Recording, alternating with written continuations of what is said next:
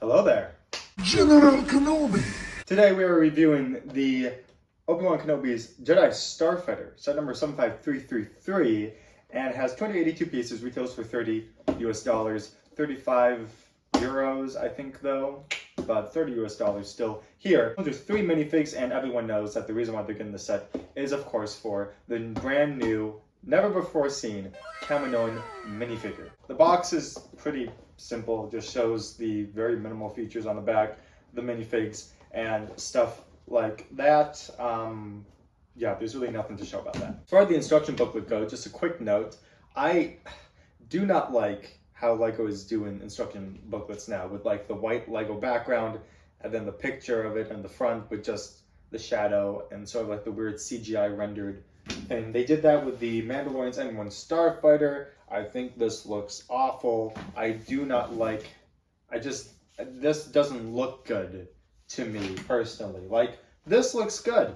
I like this. This is like, oh, I want to open this up and build this set. This, it's like, I don't know if this is saving them money or if they think it's like cleaner somehow, or I don't know what they're doing, but it just feels very bland and not interesting at all. So just a quick note, I do not like the instruction booklets that LEGO seems to be doing now. You have the classic front pages and all that stuff. This is what each bag builds. There's 3 bags, one for each minifigure, which I thought was nice. And you have, as most of the younger sets do, have the little minifigure at the bottom to show you how far you are in progressing along with the instruction booklet. If you couldn't tell by how many pages are left in the instruction booklet, you know. Right, that being said, let's start into the review.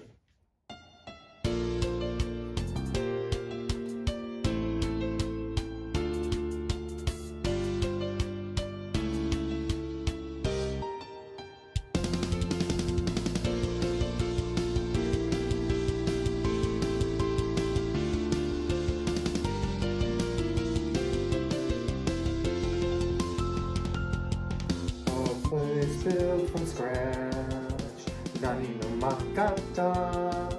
Just some Lego sets, ideas, some lights and a camera. But then it came to life, Watashi no Sekai Kawata. My imagination ran, and I never stopped, even though that it felt like bricks on bricks were weighing me down. But I knew if I kept working, we'd survive and we won't drown. Where pieces become whole and dreams come true. This is the place where you should be. So come with me to a place out of this world. Welcome back to Sawyer Studios.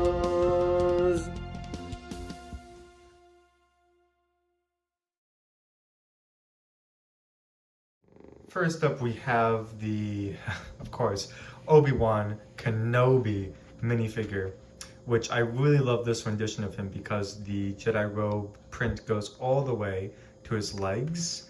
This isn't a dual molded legs, it's just printed in the front a different color, as you can see. I love just the multiple layerings of clothes that LEGO has so detailed has given him. And the blue lightsaber is a very, very nice touch that I believe so. And then there are just a couple black lines on the back to denote some wrinkles in the cloak. Now the hood piece, Obi-Wan comes with 2 different pieces. He comes with a hood piece so that you have the option to have him hooded up like this, which this is I really like these hood pieces too, the way that they're made and how LEGO has designed them to look really sleek. He does have a double-sided face. That's his sort of smiley face, and that's the face that he gets when he is flying, because Flying's for droids. Flying is for droids. And he does come with a very nice long-haired Obi-Wan Episode 2 haircut. The next minifigure is R4P17, and you can see it's just a very detailed version of an astromech, but it's like an R2-D2 except red, essentially. I think quite literally, honestly. And the only downside is that I kind of wish that LEGO did a back printing. I mean, we have two back printed R2D2s. Both of them came in the diorama sets, and so I figured that it would be kind of imperative, not imperative, but I don't know, it would be nice if LEGO just started doing double printing on all astromechs, not just R2D2. But I guess it kind of makes R2D2 special, so I understand. Finally, we have Taun We, which, let me tell you, this minifigure, this KAMINOAN minifigure, looks amazing for its first rendition. I guess we'll start down here. First, it's pretty tall.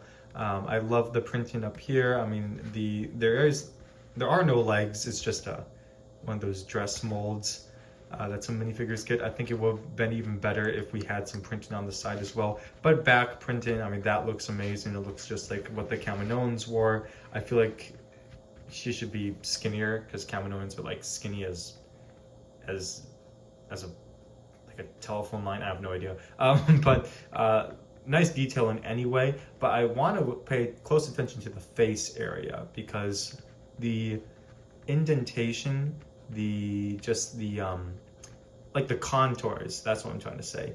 It matches the KAMINOAN's look perfectly. Like the headpiece as well, and just everything about the head itself looks great. It looks just like the aliens that we saw in Attack of the Clones. It's just so well done. Everything about the face, it just, LEGO really took their time on this mold, and it really paid off. Here we have Obi-Wan Kenobi's Jedi Starfighter, and there's a couple of main features that we should talk about. First of all, Obi-Wan can in fact sit in the cockpit. I think it'd be very unfortunate if he could not sit inside of the cockpit. You can see that LEGO's using the headrest build for the seat, which I really love, and there's also a classic control panel as well. The great thing about Obi-Wan sitting inside the cockpit is that he does in fact fit with his hood on, which I was very pleased to see because the seat is fairly deep. And so if you set him in like this, that's how he fits. You can adjust the headrest to him as well, which is pretty nice.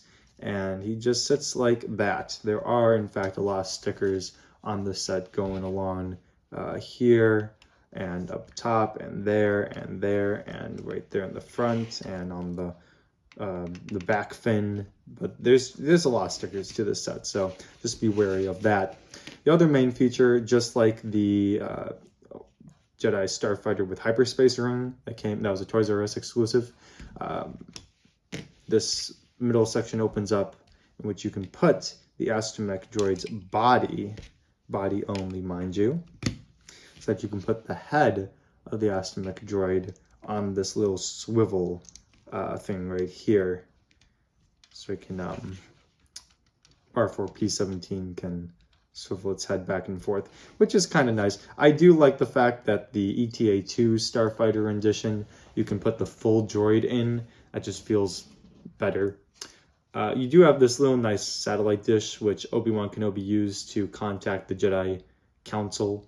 Specifically, you saw this when he was trying to contact them from Geonosis, but then Droideka showed up and they captured him, essentially. In the back, you have some very nice engine pieces, which are just held on by Technic pieces, essentially. You do have an underside where you can put Obi-Wan Kenobi's lightsaber. You can store it right here. Not sure why there are... LEGO always puts two clips on, like, the Jedi Starfighters. I never understand why. It's like, unless you're going to give me a gun or, like, a second lightsaber, then don't... I don't know. Don't bother. And then we have the retractable landing gear, which that is one downside to the set. The balance, the sturdiness of landing this set, it's not that good. Like, it easily tips over. It's not very well balanced, to be honest. The foundational aspect is not that good. And the other feature, finally, is the fact that you can shoot out these stud shooters. So just press down and they shoot out vertically, not horizontals, or I guess dorsal, you'd call it stud shooters, but they shoot out vertically, which I like the look of these a little bit better. I still don't like stud shooters, but it is what it is. And yeah, essentially that is the Starfighter. I do think that when it comes to the overall look of this, the previous Obi-Wan Starfighter looked better. Of course, that one did cost $100. And I imagine paying $70 for just a hyperspace ring, am I right? But I mean, this one has a little bit of weird structural integrity. The fact that you can see through the gaps really well right here, like it's just like I can stick my arrow right there through it the other side as well. So it's just like why? So yeah, the other one didn't have gaps. It was like really well flushed. And this, to be fair, yes, this one is cheaper. It's $30 and you're getting an exclusive minifigure with it. It's a great deal. It's just, you know, I would have been willing to pay $40 for the set if they like made it like the last Obi-Wan Kenobi's Jedi Starfighter. But I understand they're trying to get the pieces down. I mean, it is 282 pieces at $30 price mark. That's pretty darn good for a Star Wars set, that is. So that is okay. And that's the Obi-Wan Kenobi's Jedi Starfighter. So overall, I would give this set a solid like 7 out of 10. Great minifig selection. Starfighter itself looks great. It's just a couple of structural integrities that I don't really like, and how it doesn't really stay balanced standing up that well. But it's really swooshable. You can fly it around, you can play with it. It's pretty durable. He tortures toys just for fun! These aren't just held in by clips, they're held in by Technic pieces. So that really increases the structural integrity to it, rather than just this flipping up and down. Which actually, I should make a point. That is really nice, that these, while playing with it, don't like move. That they are at that angle, and they're at that angle forever and ever, amen, until you decide to take them apart. And that is the Obi-Wan Kenobi's Jedi Starfighter. Thank you so much for watching this video. Like, comment, subscribe for more videos here at Story Studios. Join the Discord, click the bell icon so you get notified when I am posting new content. And I'll see you all in the next video. So have a great time. Happy building. Peace out.